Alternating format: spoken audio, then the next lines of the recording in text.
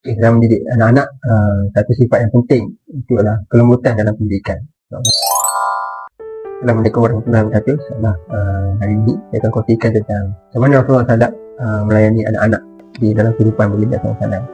Anak-anak merupakan aset yang penting dalam pendidikan keluarga, dan sama juga kita kena pastikan pembinaan ataupun tarbiyah anak-anak dengan cara yang betul. Rasulullah SAW ajar pada kita dalam mendidik anak-anak, satu sifat yang penting itu adalah kelembutan dalam pendidikan.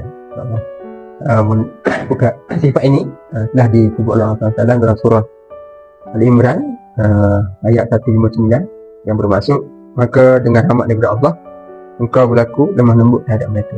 Kelembutan dalam pendidikan memastikan mereka sentiasa rapat dengan ibu bapa dan siapa sahaja di sekeliling mereka.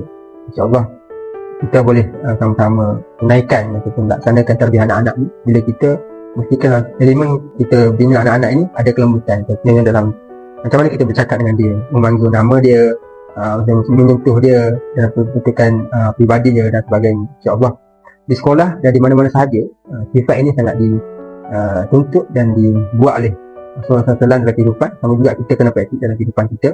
Semoga anak yang kita bina daripada kecil untuk menjadi pewaris generasi, InsyaAllah akan menjadi seorang sifat pelembut dan juga memberi kefahaman dia untuk membina dalam diri dia dan jadi orang yang baik dalam kehidupan. Allahuakbar.